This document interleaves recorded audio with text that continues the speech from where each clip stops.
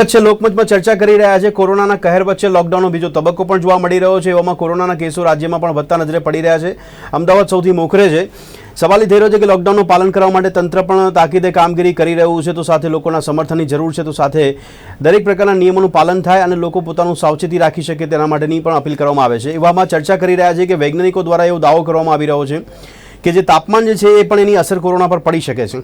એવું કહેવામાં આવી રહ્યું છે કે 22 સેલ્સિયસ ડિગ્રી પર તાપમાન હોય, ગરમી હોય, અને એમાં પણ એવું કહેવામાં આવી રહ્યું છે કે 80% જો ભેજનું વાતાવરણ હોય તો એવી સ્થિતિમાં જમીન કે હવા પર કોરોનાના જે કણ હોય છે તેની પર અસર પડતી હોય છે। આ દાવા કેટલા સાચા છે તેની પર ચર્ચા કરી રહ્યા છે। શું ખરેખર ભારતમાં તાપમાનને કારણે કોરોનામાં કોઈ ફાયદો થઈ શકે લોકોને, અથવા તો કોરોનાના કણ પર અસર પડી શકે છે કે કેમ, તેની પર ચર્ચા કરી રહ્યા છે। અને ખરેખર સાવચેતી રાખવાની કેટલી જરૂર છે, કયા પ્રકારની સાવચેતી રાખવાની પણ જરૂર છે।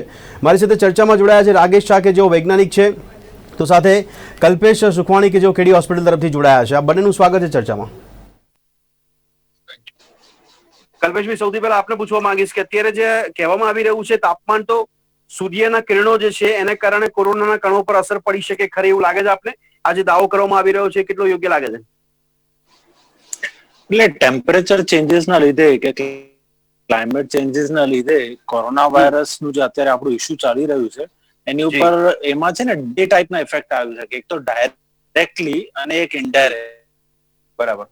પણ ડાયરેક્ટલી તમે જો કહો કે ટેમ્પરેચર થી કોરોના વાયરસ મરી જતું હોય એન્વાયરમેન્ટમાં, કે એનું ઇન્ફેક્શન ઓછું થઈ જતું હોય, તો એનું કોઈ બધી થિયરી છે પણ એનો કોઈ પ્રૂફ નથી। પણ ઇનડાયરેક્ટલી ડેફિનેટલી બહુ અસર પડશે, કારણ કે આ બધી સિઝનમાં ગરમી કહો કે આના પછી જે મોન્સૂનનું રેની સિઝનનું સિઝન આવશે એમાં જે બીજી બીમારીઓ વધતી હોય, ઝાડા ઉલટીની તકલીફો કે ડેન્ગ્યુ મલેરિયા, તો એ જયારે રોગો વધશે તો કોરોના પેશન્ટને જે કેર મળવી જોઈએ એમાં બહુ તકલીફ થશે। એટલે ઇનડાયરેક્ટલી બહુ અસર આવશે, પણ ડાયરેક્ટલી જે અસર આવશે એનું કોઈ પ્રૂફ નથી અત્યાર સુધી આપણા જોડે, કોઈ પ્રૂફ નથી। પણ આપણે ત્યાં કોરોનાની અસર જોવા મળી ત્યારથી લોકડાઉન થયું ત્યારે કલ્પેશભાઈ ઘણા એવા લોકો ચર્ચાઓ જે અલગ અલગ પ્રકારની સોશિયલ મીડિયામાં કરતા હતા, ત્યારે ઘણા જાણકાર પણ એવું કહેતા હતા કે ભારતને એટલો ફાયદો થશે કે અહીંયાનો જે તડકો છે એ સીધી રીતે મળી રહ્યો છે એનો ફાયદો, તો આ જે કિરણો છે સૂર્યના એને કારણે એ કોરોનાના કણો પર એ સીધો માર કરી શકે એવી અસર પડે, ખરી એવું લાગે છે આપને?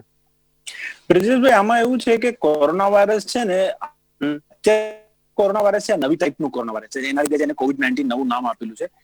જે પેલા જૂના કોરોના વાયરસ હતા ને બહુ ઇઝીલી મરી જતા હતા એન્વાયરમેન્ટમાં, બહુ ફ્લક્ચ્યુએટ કરે તો, પણ આ નોવલ કોરોના વાયરસ છે આના વિશે આપણને વધારે ખબર નથી આ કેવી રીતે બિહેવ કરશે। આપણે બધા અત્યારે શીખી રહ્યા છે કે ધીમે ધીમે ખબર પડી રહી છે કે આ કેવી રીતે આપણને ઇન્ફેક્ટ કરી રહ્યું છે કે અસર કરી રહ્યું છે। મે પડશે, પણ જે બીજા કોરોના વાયરસ છે જે અત્યાર સુધી આપણા સંપર્કમાં આવેલા હતા હ્યુમન રેસના, એ તો ઇઝીલી એન્વાયરમેન્ટ હતા। હવે આ કોવિડ નોવલ કોરોના વાયરસ ટાઈમથી જી રાકેશભાઈ, હેલો,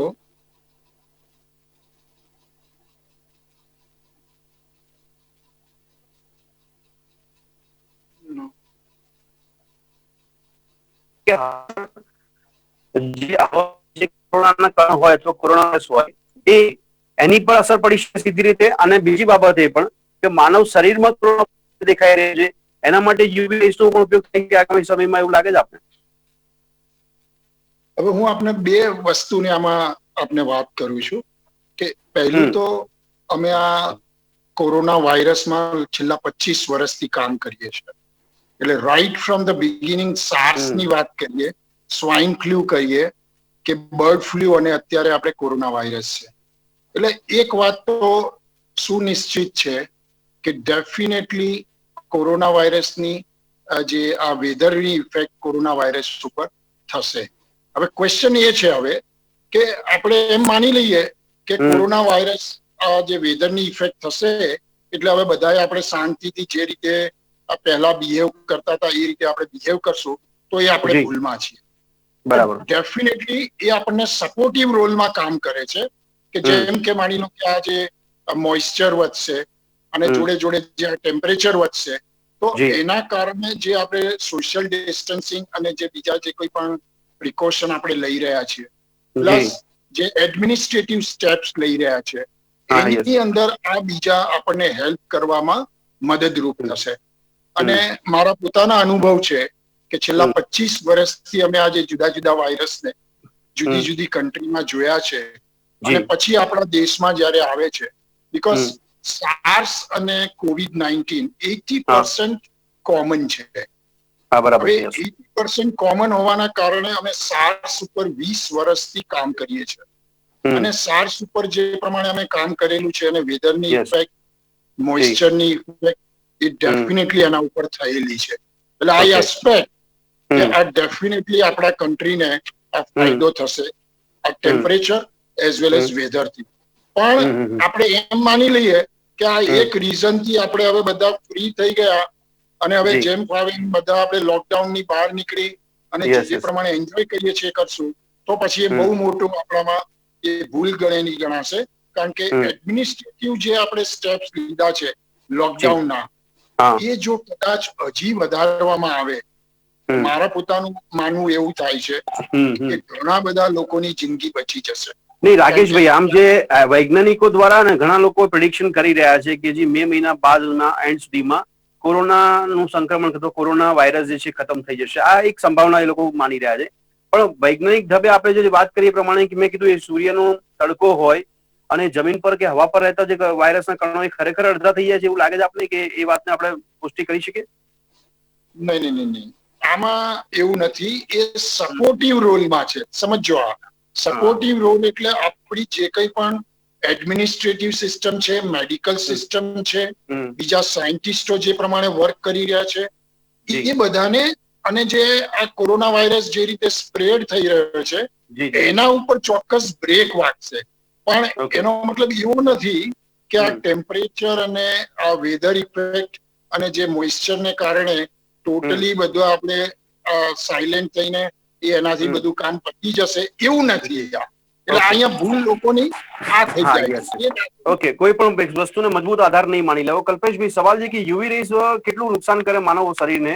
કારણ કે ઘણી વાર એને પણ નકારાત્મક માનવામાં આવ્યું છે કે યુવી રેસ આપણે યુઝ કરીએ છીએ ઘણા ઓપરેશન માટે અથવા તો ઘણી આરોગ્યની કામગીરી માટે, તો આ નુકસાનકારક સાબિત થઈ શકે છે. આગામી દિવસોમાં ધારો કે આ દિશામાં વિચારવામાં આવે તો આપને શું લાગે છે કે હિતાવહ રહેશે ખરી? કલ્પેશભાઈ. હા, પ્લીઝ. સો યુવી રેઝ, તમે બ્રિજેશભાઈ જેવી રીતે કીધું કે એના બેનિફિટ પણ છે અને સાઇડ ઇફેક્ટ પણ છે.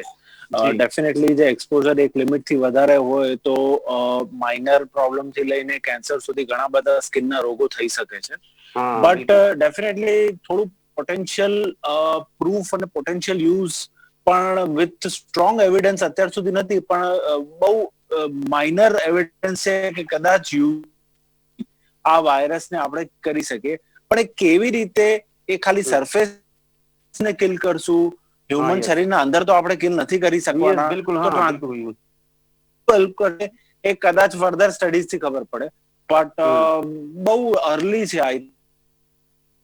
ઓકે, આપને એવું લાગે છે કે આ દિશામાં કોઈ પ્રયોગ થવા જોઈએ જે માનવ શરીરની વાત નથી પણ જે આપણે કીધું એ પ્રમાણે જમીન કે હવા પર હોય અને એ વાયરસ જે છે ત્યાં કામ કરતો કોરોના વાયરસ, તો ત્યાં ઉપયોગ કરી શકીએ આપણે? ડેફિનેટલી.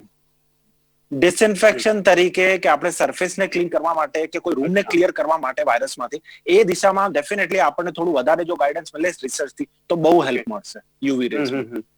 બરાબર છે. એટલે એ જે અલગ અલગ પ્રકારની જે થેરાપીનો ઉપયોગ કરવાની વાત કરવામાં આવી છે, આપે કીધું કે માણસની આજુબાજુ જે કોરોના વાયરસ ફેલાયેલો હોય, સરફેસ પર હોય, જમીન પર હોય, તો એના માટે આ પ્રયોગ કરવો જોઈએ. એનામાં આપણે રિઝલ્ટ મળવું જોઈએ એવું આપને લાગે છે? Okay, yes. રાકેશભાઈ, આપ શું માનો છો કે આ પ્રકારનો કોઈ પ્રયોગ થવો જોઈએ તો એ દિશામાં કામગીરી થતી હશે કે કેમ વૈજ્ઞાનિક તરીકે?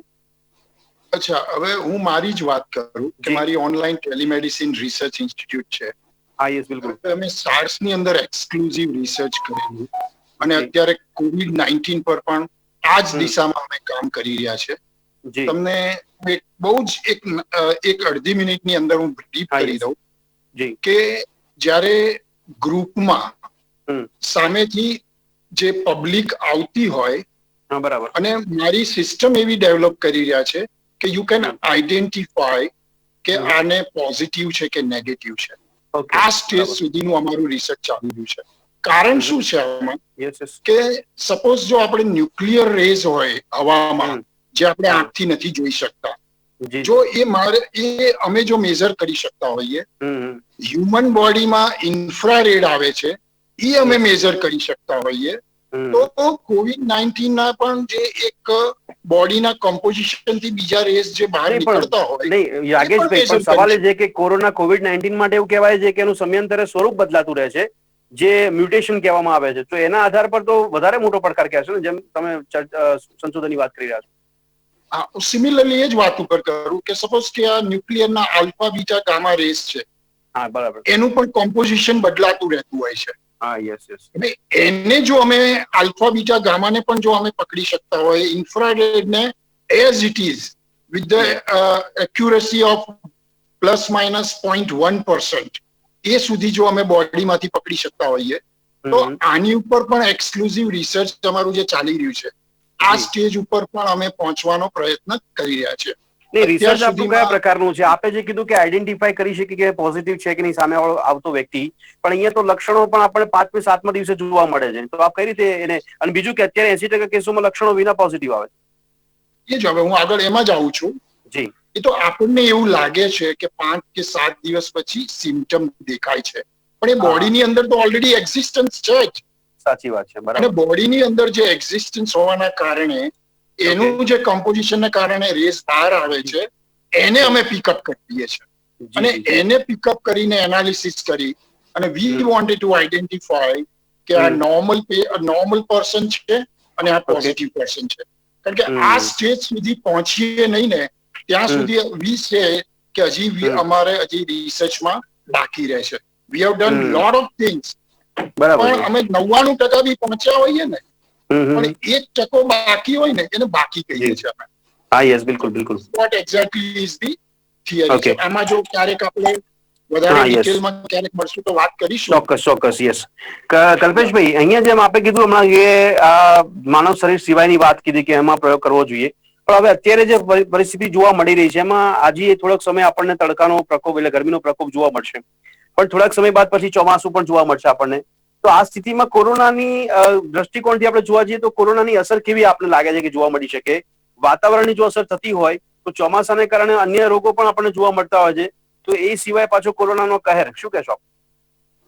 મોન્સૂન સિઝનમાં બ્રિજેશભાઈ, જેવી રીતે તમે કીધું ને, મોન્સૂન સિઝનમાં કોરોના કેવી રીતે બિહેવ કરશે એ મોટો ક્વેશ્ચન છે. પણ એક વસ્તુ તો કન્ફર્મ છે કે ત્યારે આપણે નોન કોરોના એટલે બીજા વાયરલ ઇન્ફેક્શન કે બીજા જે બેક્ટેરિયલ કે બીજા ઇન્ફેક્શન, મલેરિયા, ડેન્ગ્યુ, બીજા સ્વાઇન ફ્લુ, એ બધા વધવાના ચાન્સીસ ખરા.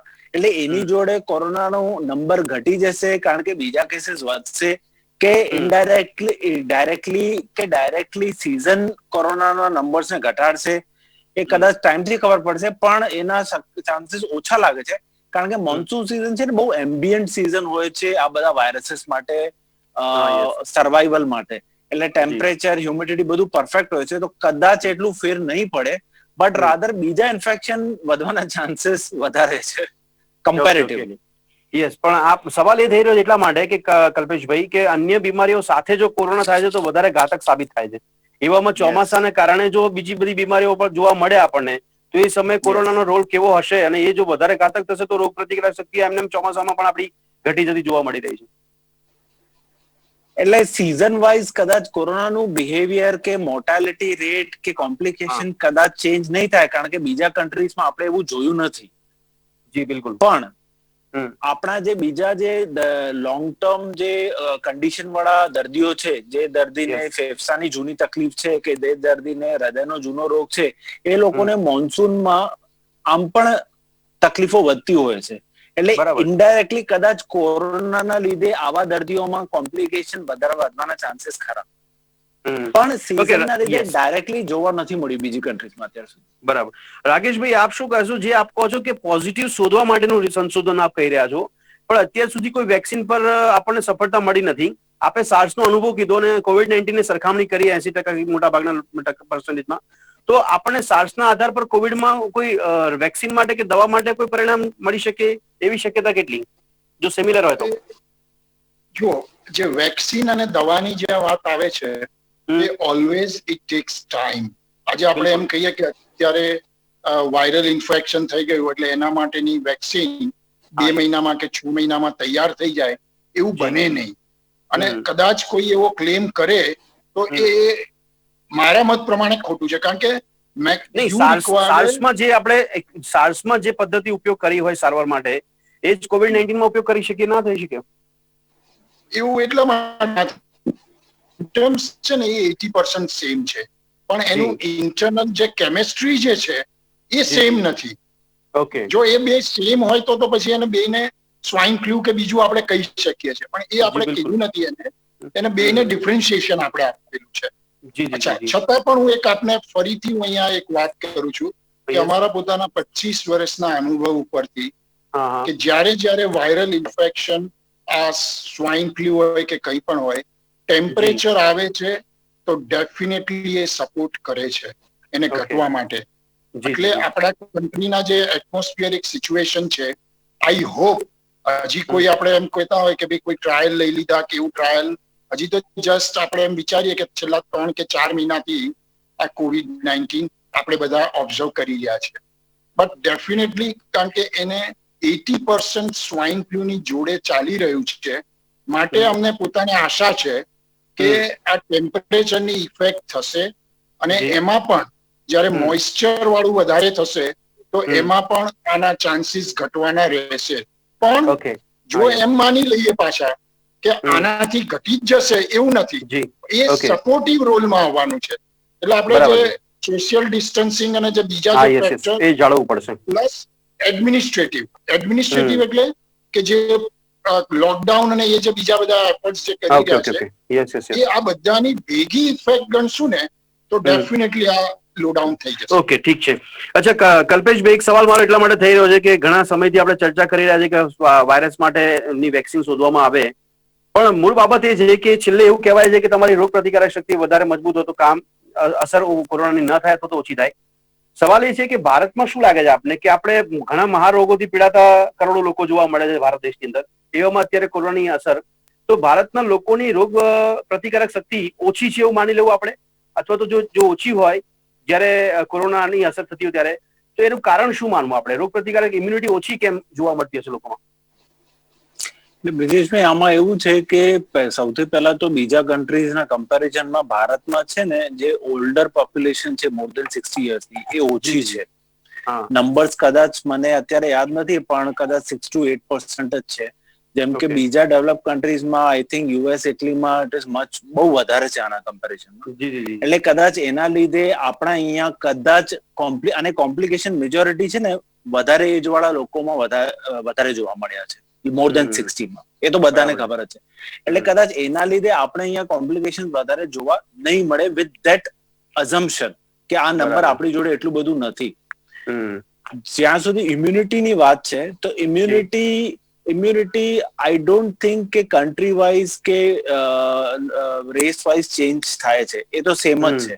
બટ આઈ થિંક જ્યાં સુધી એજ આપણે પોપ્યુલેશનની યંગ છે, આપણે એ બેનિફિટ ડેફિનેટલી મળશે કોરોના વાયરસની.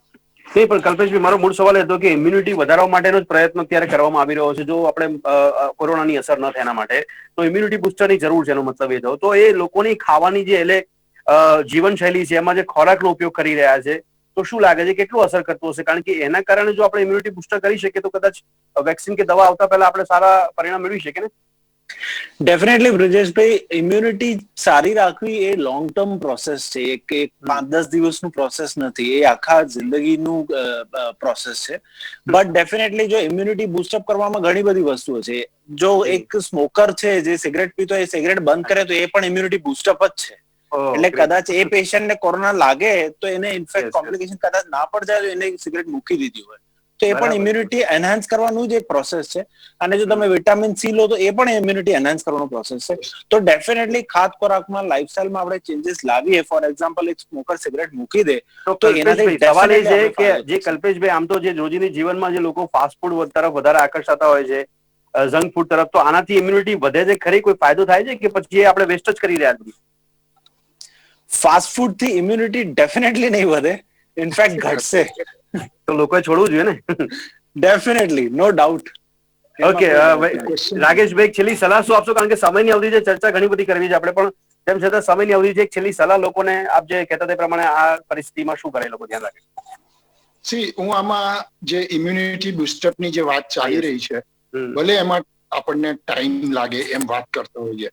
હમ. પણ આપણે જો સપોઝ કે વિટામિન સી જે કહીએ છીએ, લીંબુ yes, છે yes. કે આંબળાનું જ્યુસ છે હા કે બીજા બીજા કંઈ પણ પેરેલલ વિટામિન સી બુસ્ટઅપ થાય એને માટેનો આપણે એક પ્રયત્ન કરી શકાય.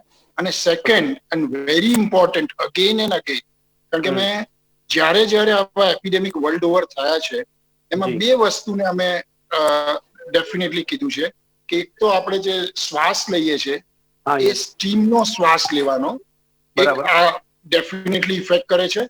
અને સેકન્ડ, કલાકે કે 2 કલાકે કોઈ પણ ગરમ પીણું એ આપણે લેતા રહેવાનું જ્યાં સુધી આપણે Yes, જાગતા yes. હોય. ભલે 2 કલાક બરાબર. થાય, હા 3 બરાબર. કલાક થાય, પણ એ લેતા રહેવાનું છે. આ કોઈ પણ રીતે છે ને આપણને ફાયદો કરાવે જ છે. આ મારું ઓકે, પછી પોતાનું કોરોના observation. હોય કે સાર્સ હોય કે માર્સ હોય, દરેકમાં એક કારગર ગમે ઉપાય તે છે. હોય. ઓકે, ઠીક છે. Yeah. સમયની થોડી અવધિ લડી રહી છે. દર્શક મિત્રો, આ ચર્ચાને અહીંયા સમાપ્ત કરે છે, પરંતુ મૂળ બાબત એ હતી કે ટેમ્પરેચર કેટલું અસર કરી રહ્યું છે, તાપમાન અને ભેજવાળું વાતાવરણ છે. પણ સવાલ ત્યાં થાય છે કે યુવી રેઝની એટલે ચર્ચા કરી કે માનવ શરીરની અંદર જે કોરોના છે એને તો સીધી રીતે આપણે યુવી રેઝથી કોઈ ઇફેક્ટ નહીં આપી શકીએ અથવા તો અસર નથી પહોંચાડી શકતા. પણ હા, તાપમાનનો એક સપોર્ટિવ સિસ્ટમ તરીકે ઉપયોગ થાય છે અને જેને કારણે ભારતને ફાયદો થઈ શકે. કે તાપમાનથી જે સરફેસ પર રહેતા કોરોનાના કણ છે એ અડધા થાય અથવા તો મૃતપાય થાય, એ સારી બાબત માનવામાં આવી રહી છે. પણ આખરે આ દિશામાં ભાગ લીધો તે બદલ આપનો ખૂબ ખૂબ આભાર. ફરી મળીશું દર્શક મિત્રો લોકમંચમાં એક નવા વિષય સાથે. ત્યાં સુધી રજા આપશો. નમસ્કાર.